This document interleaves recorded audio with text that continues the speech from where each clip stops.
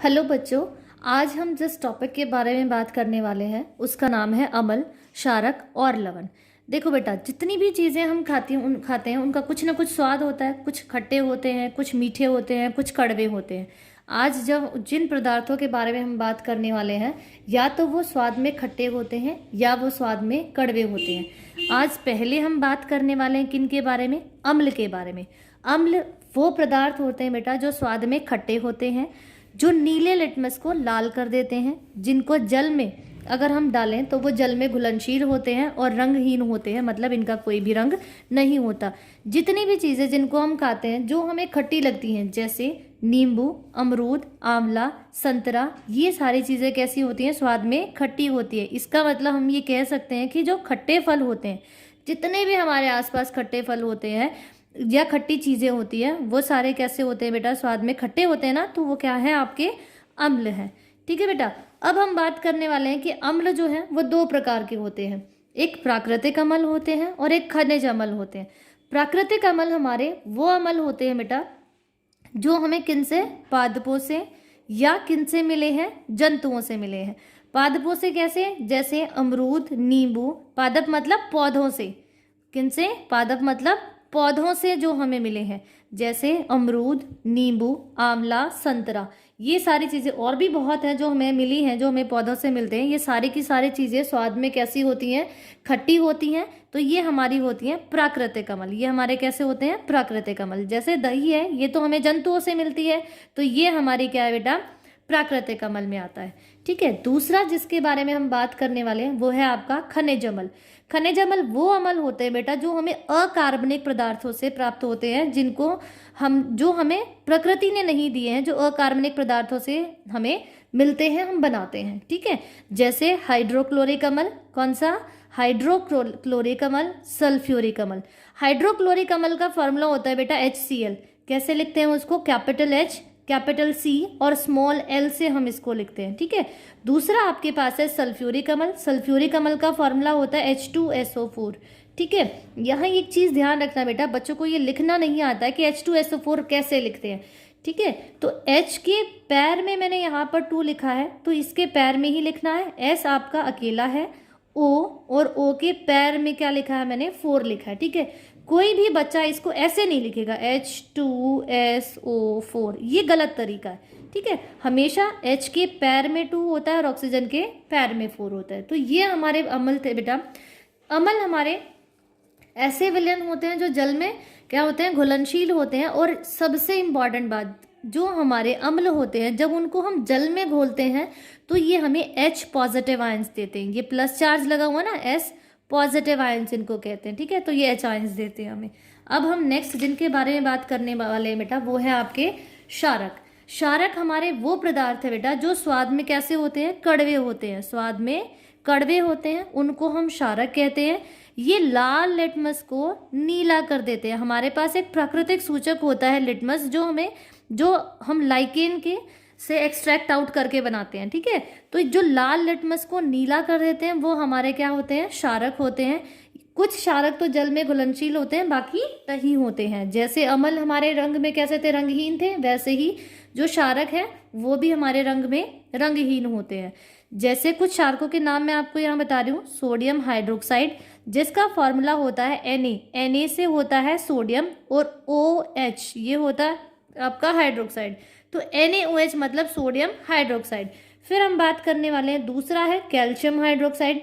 Ca से आपका होता है कैल्शियम और OH से होता है हाइड्रोक्साइड। ठीक है बच्चे।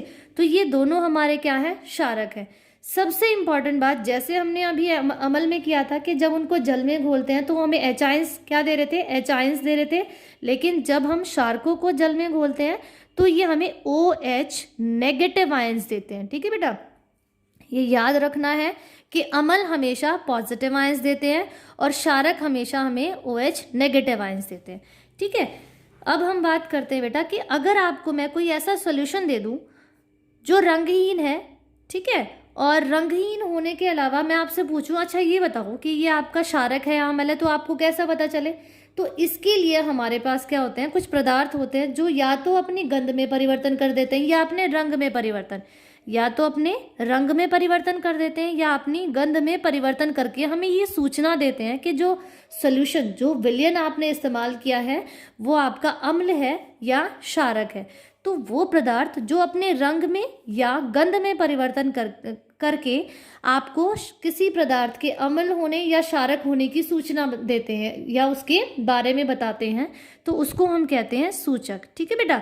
अब सूचक भी हमारे दो प्रकार के होते हैं, एक होता है आपका प्राकृतिक सूचक और दूसरा होता है बेटा आपका मानव निर्मित सूचक। ठीक है। प्राकृतिक सूचक जैसे कि नाम से ही आपको पता चल रहा है, प्राकृतिक मतलब प्रकृति के द्वारा, यस, जो प्रकृति से हमें मिले हैं उनको हम कहते हैं प्राकृतिक सूचक। और जो मानव निर्मित मतलब जो मानव ने बनाया, जिनको हमने लैब में, प्रयोगशाला में, लैब में हमने बनाया है, वो हमारे होते हैं मानव निर्मित। जो प्राकृतिक सूचक कुछ होते हैं, उनके कुछ नाम मैंने यहाँ लिखे हैं, जैसे हल्दी, लाल पत्ता गोभी, गुड़हल का फूल, और एक सबसे इम्पॉर्टेंट है आपका लिटमस, जिसको आज के टाइम पे हम सबसे ज़्यादा इस्तेमाल करते हैं। ठीक है। दूसरा, अब हम बात करने वाले हैं मानव निर्मित। तो मानव निर्मित जैसे मिथाइल ऑरेंज और फिनोफ्थलीन। ठीक है बेटा। अब मैं आपको कुछ इम्पॉर्टेंट हमारे पास प्राकृतिक सूचक है उनके बारे में हम लोग करने वाले हैं। जैसे पहला, जैसे मैंने अभी कहा, लिटमस, जिसको हम सबसे ज़्यादा इस्तेमाल करते हैं, तो ये हमारा एक प्राकृतिक सूचक है। कौन सा सूचक है बेटा? प्राकृतिक सूचक, क्योंकि ये हमें लाइकेन से प्राप्त होता है। ठीक है। तो ये लाइकेन से निकाला जाता है। ये दो प्रकार का होता है, एक लाल लिटमस होता है और एक नीला लिटमस होता है। लाल लिटमस वो लिटमस होता है बेटा जिसको अगर हम क्षारकीय विलयन में डालते हैं तो ये अपने रंग को लाल से किस में कन्वर्ट कर देता है, किस में परिवर्तित करता है? नीले में। ठीक है। तो ऐसे विलयन जिनके अंदर लाल लिटमस डालने से वो नीले हो जाएं, इसका मतलब वो विलयन हमारे कैसे हैं? क्षारीय विलयन है। ठीक है। अब दूसरा आपका नीला लिटमस होता है। अगर आप नीले लिटमस को किसी सॉल्यूशन में डालें और ये अपना कलर नीले लिटमस से लाल में परिवर्तित कर दे, किससे? नीले से लाल में परिवर्तित हो जाए, तो हम ये समझ जाएंगे कि जो विलयन हमने इस्तेमाल किया है, जो पदार्थ हमने इस्तेमाल किया है, वो आपका अम्लीय नेचर का है। कैसे नेचर का है? वो अम्लीय नेचर का है। ठीक है। अब दूसरा प्राकृतिक सूचक जिसके बारे में हम, पहला था हमारा लिटमस और दूसरा प्राकृतिक सूचक जिसके बारे में हम बात करने वाले हैं वो है आपका हल्दी। हल्दी तो हमारे घर में हमें आराम से मिल जाती है ना बेटा। आप लोग ये हल्दी वाला एक्सपेरिमेंट तो करके भी देख सकते हैं। ठीक है। हल्दी हमारा क्या है? एक प्राकृतिक सूचक है, क्योंकि ये प्रकृति ने हमें दिया है, तो इसलिए हमारा प्राकृतिक सूचक है। आपने देखा होगा जैसे हम खाना खाते हैं तो कभी कभी सब्जी हमारे किस पे, कपड़ों पे गिर जाती है, तो वहाँ दाग बन जाता है। वो दाग कैसा होता है? हमारा पीले रंग का होता है। और जब भी हम उसको धोते हैं, अगर हम उसके ऊपर साबुन लगाकर उसको धोते हैं, तो साबुन लगाते ही जो हमारा हल्दी का रंग है वो कैसा हो जाता है? लाल हो जाता है। कैसा हो जाता है? लाल। इसका मतलब जब भी कभी पीले हल्दी के दाग पर आप कोई भी साबुन लगाते हो, साबुन मतलब क्षारीय पदार्थ लगाते हो, तो वो अपना रंग पीले से किस में कन्वर्ट कर देती है? लाल में। यस। तो क्षारकीय विलयन के अंदर जो हल्दी होती है वो अपना कलर पीले से लाल में परिवर्तित कर देती है।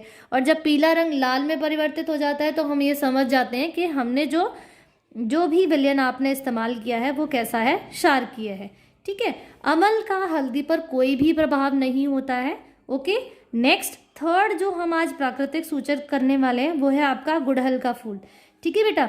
गुड़हल का फूल जो होता है उसके एक्सट्रैक्ट को अगर आप अम्लीय विलयन में डालते हो तो ये अम्लीय विलयन में डालने से क्या करता है? अपने रंग में परिवर्तन करता है और गहरा गुलाबी रंग बना देता है। कैसा रंग परिवर्तित करता है वो? गहरा गुलाबी। अगर वो कलर गहरा गुलाबी आता है तो हम समझ जाते हैं कि विलयन हमारा अम्लीय था, और अगर वो अपने रंग को हरा कर देता है तो इसका मतलब हम समझ जाते हैं जो विलयन आपने इस्तेमाल किया है वो आपका क्षारकीय नेचर का है। ठीक है बेटा। तो आज हमने 3 सूचकों के, जो हमें प्राकृतिक सूचक है, उनके बारे में बात की है। कौन कौन सा है? लिटमस पेपर है आपका, हल्दी है और गुड़हल का फूल है। ठीक है बेटा। आज के लिए इतना ही। आई होप आपको समझ आया होगा। Thank you.